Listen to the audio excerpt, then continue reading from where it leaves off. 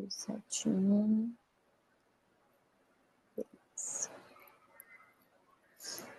Então, vamos lá. Temos um paciente masculino de 65 anos, ex-fumante de carga tabágica de 40 maços ano, que vem com uma tosse persistente há 3 meses, hemoptise ocasional, perda ponderal de 5 quilos no último mês e procura atendimento onde se faz uma radiografia de tórax e vê uma massa no lobo superior direito. Complementou isso com uma tomografia que confirmou uma lesão de 4 centímetros com linfonodo megalia mediastinal e fez uma biópsia transbrônquica que mostrou um adenocarcinoma pulmonar. Então, a gente está falando de um paciente que tem um câncer de pulmão aqui. E considerando esse caso, como que a gente vai responder as seguintes questões? Essa aqui é bem extensa, então vamos tentar prestar bem atenção no que está sendo pedido. Ele até divide para a gente entender melhor o que ele quer na primeira questão, é sobre estadiamento e avaliação pré-operatória. Então, dadas essas informações todas que eu tenho desse paciente aqui, quais são os principais exames e procedimentos necessários para o estadiamento completo desse paciente? Ele não fala que é relacionado ao caso, mas o próprio caso já traz alguns para a gente. Vamos ver o que o pessoal vai mandar aí. Como que você vê a extensão dessa doença? Como que você avalia isso? Como que você estadia, né, esse paciente?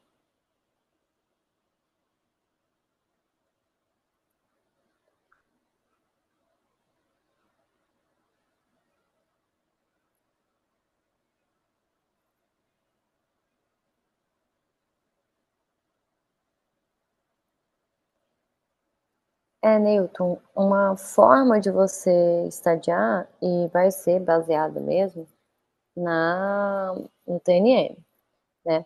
Mas quando ele fala que os principais exames e procedimentos, o TNM não é um exame, né? E nem um procedimento. Então, tenta ver o que está sendo pedido na pergunta da prova, e não como você vai classificar ele de uma maneira geral. Na prova ele está perguntando quais os principais exames e procedimentos necessários para o estadiamento completo desse paciente. Então, para você fazer a classificação TNM, como que você vai precisar? Você vai precisar de uma tomografia computadorizada de tórax desse paciente, então esse é o primeiro exame para a gente considerar. Fez a tomografia, viu lá a lesão com linfonodo mediastinal, idealmente, a gente tenta ver se esse paciente também tem doença à distância. Aí a gente vai pedir esses exames de investigação à distância de acordo com os locais mais comuns ou até com os sintomas que esse paciente pode estar apresentando. Então, a gente pode pensar, tem sintoma neurológico associado, ressonância de crânio, tomografia computadorizada de abdômen superior também, para ver o fígado, ou uma ressonância desse abdômen superior. Tudo isso tem que ser considerado. Para ver doença à distância, os principais exames são cintilografia e PET, tá? E quando ele fala de procedimentos necessários para esse adiamento completo desse paciente, é porque inclui você tentar confirmar o diagnóstico. Aqui ele até fala que ele usou uma biópsia transbrônquica, né? Que é justamente isso que é feita geralmente por ultrassom, guiada por ultrassom, ou a própria broncoscopia. Esses são, na minha opinião, os 2 procedimentos mais indicados.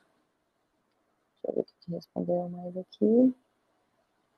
TC, ressonância, se possível um PET scan. Isso aí, Laís, eu acho que esses são, de forma prática, assim, os principais. Mas aí tem que lembrar que, como procedimento, você tem que confirmar, fazer a confirmação dessa suspeita, né? Do estadiamento, que aí seria alguma das biópsias que eu falei, ou via ultrassom, que é o ESUS, ou via broncoscopia. E que critérios devem ser avaliados para determinar a viabilidade da ressecção cirúrgica? Pergunta que vale ouro para o cirurgião. Quem que eu vou operar? De uma maneira geral, as neoplasias, elas vão ter a indicação cirúrgica quando você pensa que ela pode ser curativa, né?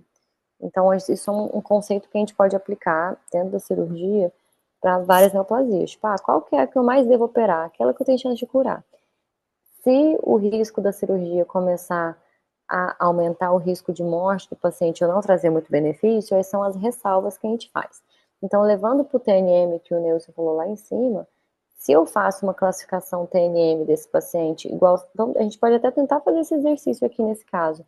Eu tenho um paciente com uma lesão de 4 centímetros, então não é uma lesão, não é a menor possível e não é a maior possível, é uma lesão média, digamos assim, e ele fala na tomografia que tinha linfonodos mediastinais. Então, esses linfonodos, pela tomografia, eu não consigo afirmar se eles são só uma reação inflamatória ou se é já uma metástase linfonodal. Então, na minha opinião, a gente não está lidando com uma doença extremamente inicial, mas também eu não tenho dados aqui nesse caso de doença à distância, de outras coisas que possam contraindicar, por exemplo, um procedimento cirúrgico. Então, se a gente pensa nesse sentido e está querendo estadiar esse paciente, aí a gente vai decidir se ele é candidato à cirurgia ou não. Então, claro, os casos mais iniciais são aqueles que têm mais chance de cura. Com a cirurgia eu vou indicar mais. Então, se você faz dentro do TNM, aquele do estágio 1 e 2, que são os que têm lesão pequena e com linfonodo megalia grande ou linfonodomegalia ausente ou pequena, esses pacientes geralmente são candidatos à cirurgia. Eles não vão ter doença à distância e tudo mais, e a gente vai indicar para eles.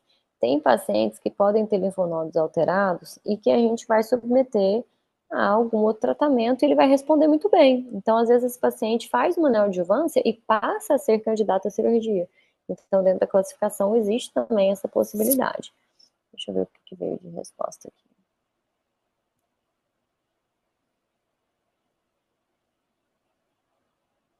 Metástase à distância não opera, certo? Perfeito, Bruno. A gente não opera metástase à distância, tá? O câncer de colo, quando a gente está vendo os protocolos mais atuais, tem algumas exceções, mas quando você vai fazer, às vezes, metastasectomia ou tem uma resposta melhor a tratamento quimioterápico. Mas, no contexto geral, pâncreas, tireoide, rins, não vai operar ninguém que tem metástase à distância, porque você não vai tirar a doença toda da pessoa, tá?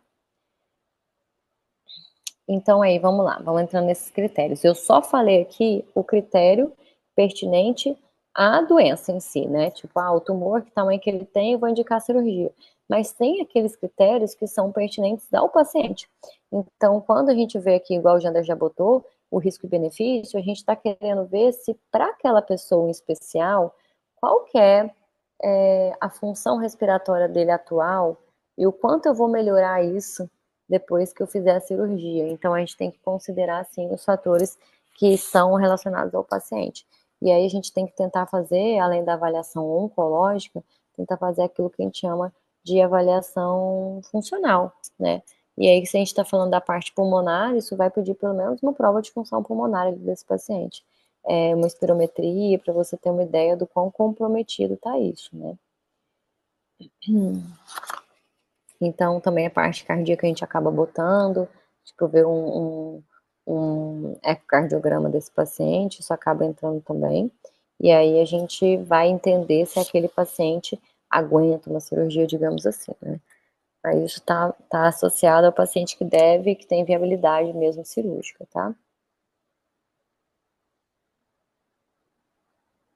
Só igual eu falei, especificar, igual você falou, viabilidade cirúrgica é diferente de risco-benefício. Então, assim, não é que é diferente, a gente sabe que faz parte, mas para questão de prova, não escreve lá risco-benefício, explica o que você quer dizer com isso, tá? Deixa eu ver se mais alguém vai botar alguma outra coisa aí.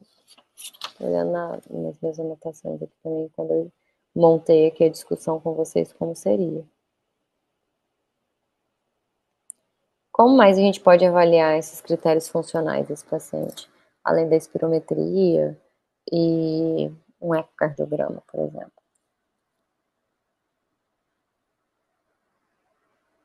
Tem até provas de esforço, outras coisas que a gente faz para a parte cardíaca, mas que não são muito definidas para a parte pulmonar, não. Mas tem outros testes, tipo teste de fusão, de difusão de CO2, gasometria, para ver como é que está a troca desse paciente, que são até testes simples que a gente pode aplicar. Tá? Eu acho que a gente pode bater com gabarito, Beth. Tá.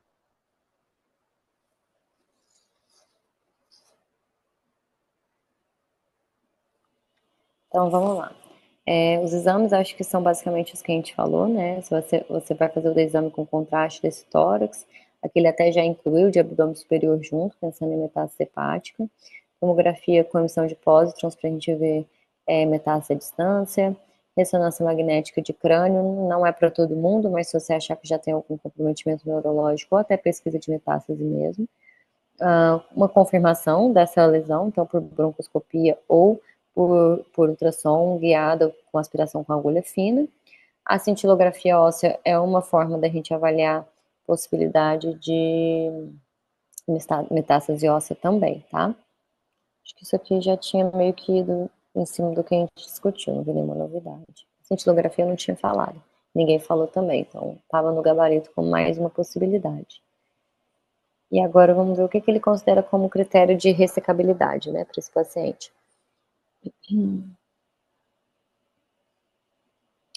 Então, quem que vai ser candidato à ressecção cirúrgica?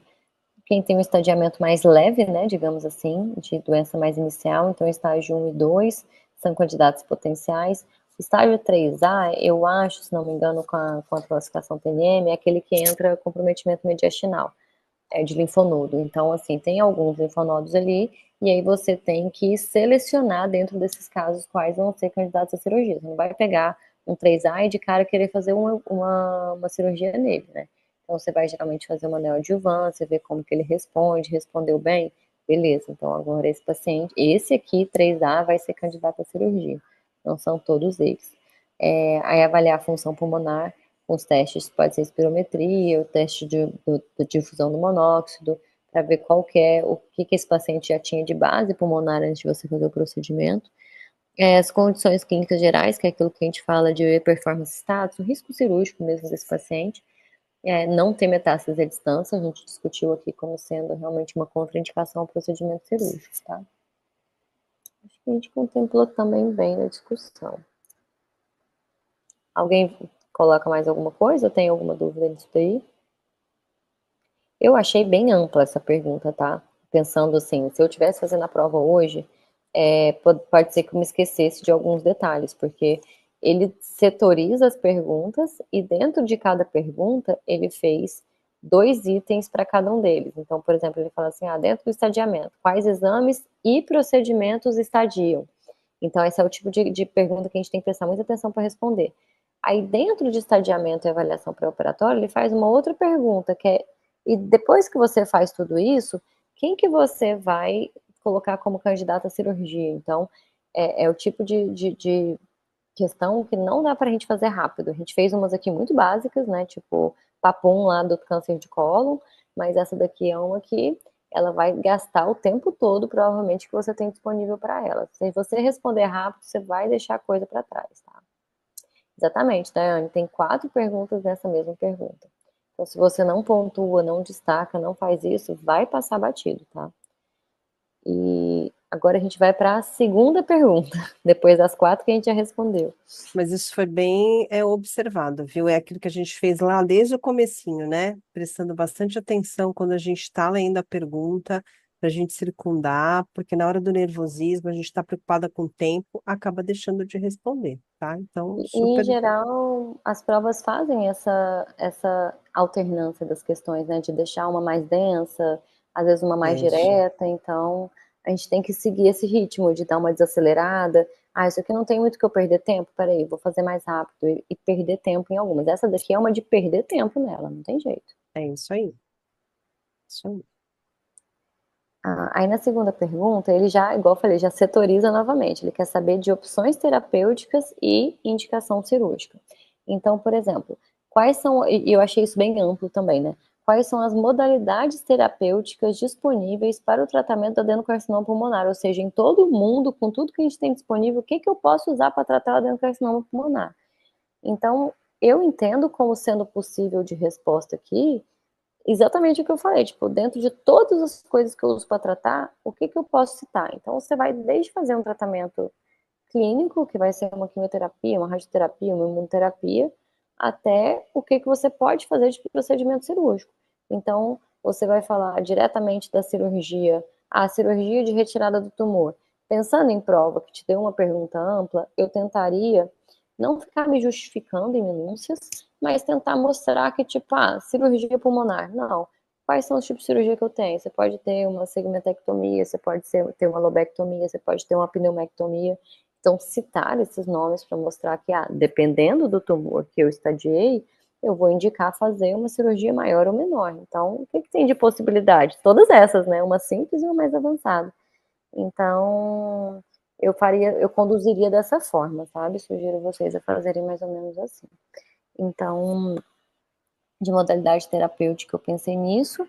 Deixa eu ver aqui se alguém botou alguma coisa diferente.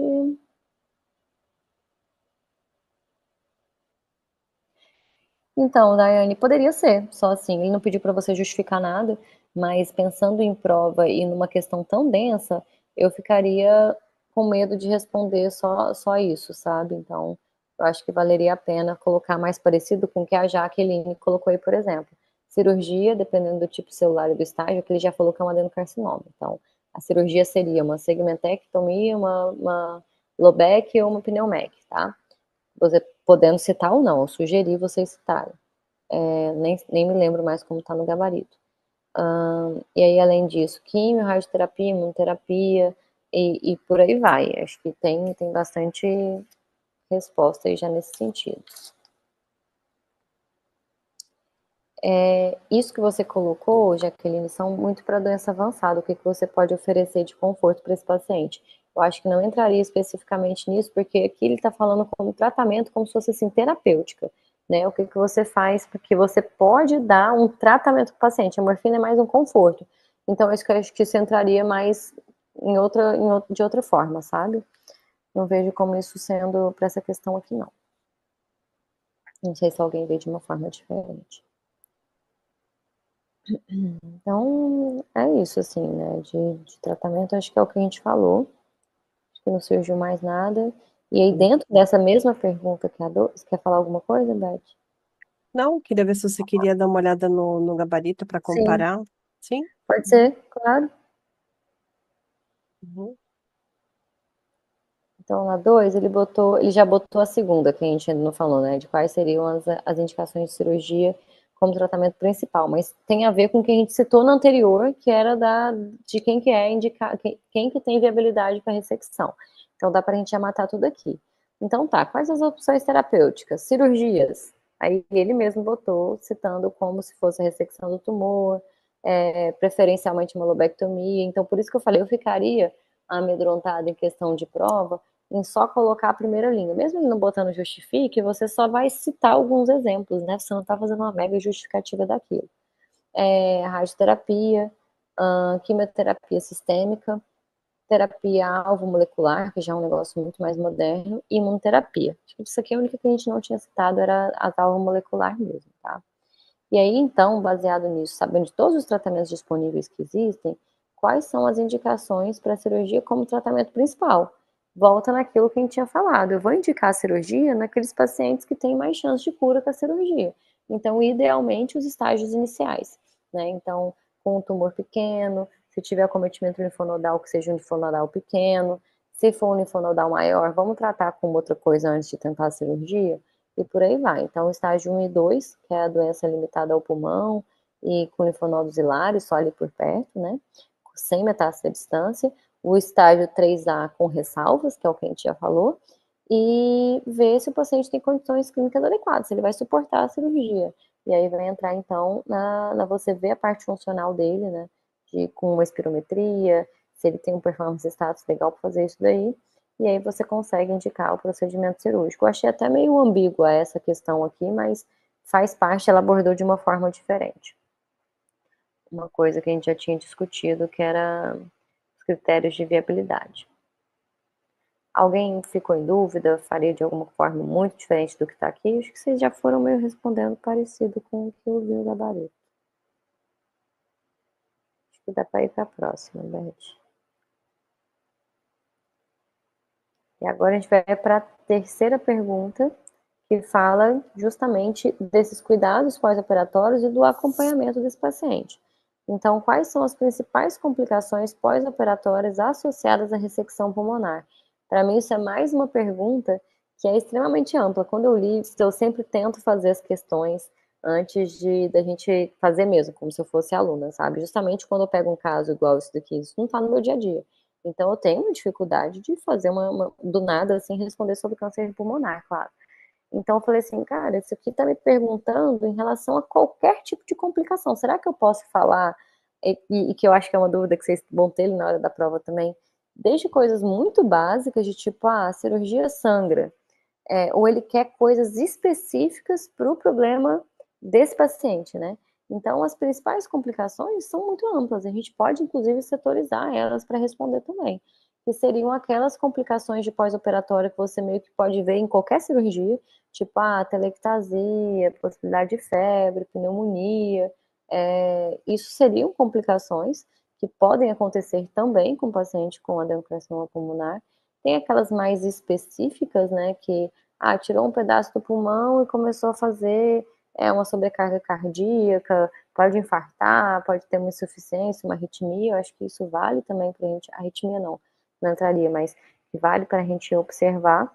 E tem aquelas que são totalmente específicas mesmo da retirada do pulmão, né? Então, quando você retira o pulmão, você também faz costuras, também faz anastomose. Então, aqueles pacientes que, sei lá, pode fazer abrir uma costura dessa e fazer uma fístula, pode sangrar, pode fazer um pneumotórax. Eu acho que tudo isso caberia numa pergunta ampla como foi essa daqui, tá? Essa ninguém nem respondeu, então acho que dá pra gente daqui a pouquinho ver com gabarito. Deixa eu ver se eu tinha visto alguma coisa diferente. Mas é isso, assim, acho que tanto relacionadas ao paciente quanto ao procedimento em si, né? As pulmonares que eu falei, cardiovasculares que poderiam acontecer e inerentes à própria cirurgia, além de coisas que podem acontecer também pela própria imobilidade causada pela cirurgia. Então, lembra dos ortopédicos que pode fazer trombose venosa profunda, pode fazer infecção no corte ali da cirurgia, acho que tudo isso pode ser considerado. A Jaqueline até botou infecção respiratória, de ferida, perfeito, Jaque. Reação à anestesia, tromboembolia, porque para mim tá valendo tudo, ele não delimitou, né? Eu responderia sim, eu responderia dessa forma. Acho que dá pra gente bater com Com gabarito. gabarito, né? Uhum. Então tá, aqui ele já começou falando mais especificamente de alterações relacionadas a tirar um pulmão mesmo, né? Sem falar das básicas cirúrgicas. E aí vai falar da insuficiência respiratória, fala da fístula, que quando uma dessas costuras que a gente faz quando não tira o pulmão inteiro, tudo que você costura pode abrir, né? Então isso num contexto pulmonar geraria uma fístula. Pode sangrar, toda cirurgia pode ter sangramento, ter alguma hemorragia, que pode ser de um vaso importante, pode ser uma coisa menor. Infecção pulmonar e atelectasia, que vai acontecer justamente por esse paciente ficar com alguma restrição, ou por já ter uma restrição, uma capacidade pulmonar mais comprometida antes mesmo do procedimento, né? Então, eu vejo que o paciente que tem ali já uma espirometria alterada, uma capacidade pulmonar menor, principalmente no paciente que era tabagista de alta carga, igual era esse daí, ele tem uma chance aumentada de, no pós-operatório desse, fazer um monte de atelectasia e fazer febre, fazer pneumonia, tá? Eu vejo dessa forma. E aí o tromboembolismo pulmonar e o tromboembolismo venoso também poderia acontecer, mas o pulmonar pode acontecer porque o procedimento é ali, com costura ali, pode ter hematoma local do próprio parênquima pulmonar. Tem mais uma página, Beth? Eu acabo aí. Deixa eu ver. Tem. Uhum. E aí ele já fala agora dos segmentos. Daí nem põe ainda, pode tirar que a gente ainda vai responder a essa. Eu Tá. queria ver se tinha mais uma de complicação. Uhum.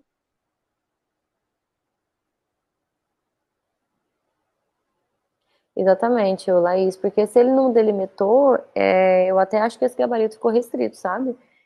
Caberia recurso nesse sentido. A meu ver, é claro que a gente não pode saber o que passa na cabeça do pessoal, né? Mas na pergunta ficou ampla, tipo, ele fala que é complicações que vão acontecer numa cirurgia pulmonar, mas todas essas complicações que a gente falou aqui, elas acontecem em cirurgias como um todo.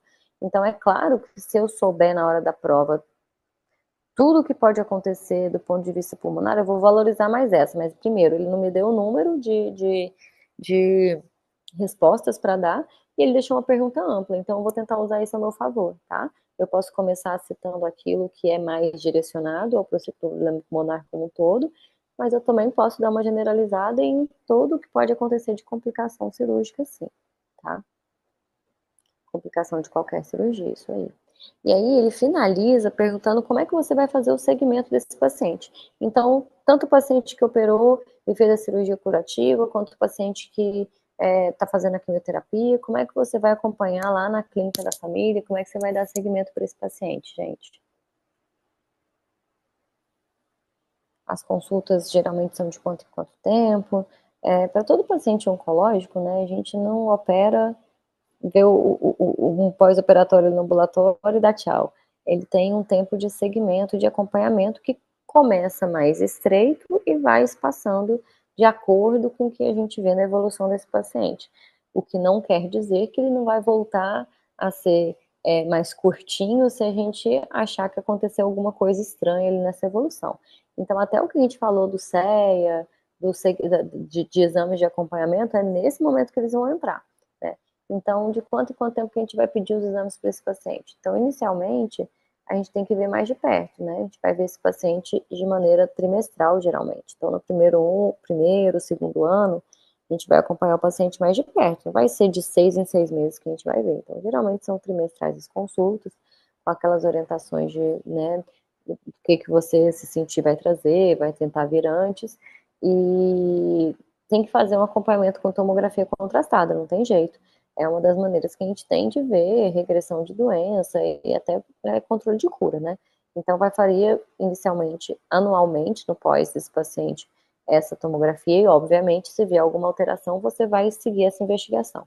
O CA199 também vai ter um exame que faz parte desse estadiamento, bem como, se a doença voltar, ela volta mais comum, se ela fizer metade da distância, ela vai para onde? Mais comum é fígado. Então, vamos fazer um acompanhamento de função hepática desse paciente, junto com a função renal, se ele estiver fazendo quimioterapia, por exemplo. Então, acho que são coisas que meio que estão no beabá de qualquer segmento. Então, em questão de tempo, primeiro, um acompanhamento mais de perto, de mais ou menos de 3 em 3 meses. Primeiro, segundo ano, ficou tudo bem, os exames estão normais, a tomografia não mostrou nada demais, vamos passar isso para semestral por mais uns 2 anos e depois a gente deixa esse paciente com acompanhamento anual. Nesse meio tempo, algum exame alterado, você recomeça o estadiamento todo, pedindo tudo aquilo lá para ver se tem doença à distância, se a doença, obviamente, veio de maneira mais agressiva. E aí, além disso, vai nessas orientações quanto à qualidade de vida, alimentação boa, tentar se recuperar também nesse sentido.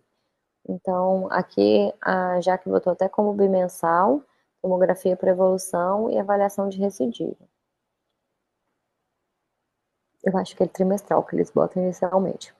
Mas vamos checar com gabarito, acho que vale a pena. Ver se também não botaram nada muito diferente aí. Então, a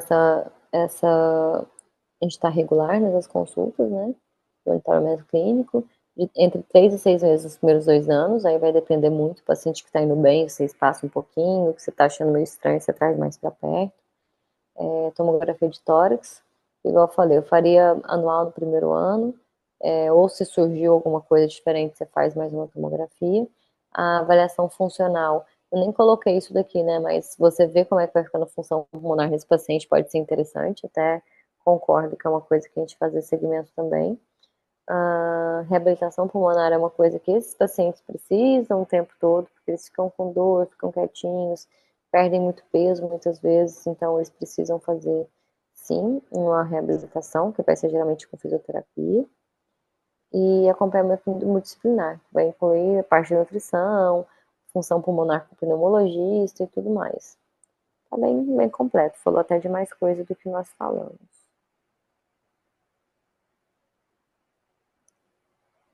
Como é que vocês estão se sentindo, assim, gente, em relação a esses exercícios que a gente faz de cirurgia? Tipo, igual eu falei, esse casinho é um caso bastante denso, sabe?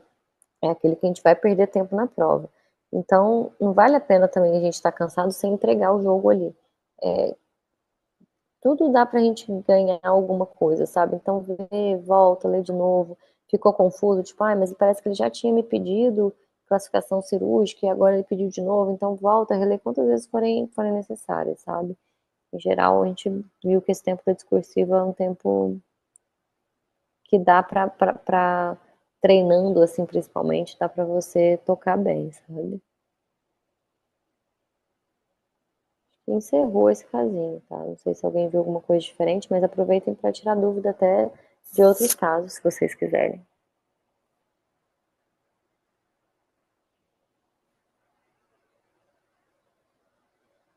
Deixa eu colocar o último caso aqui, que aí a gente depois pode Sim. conversar um pouquinho mais.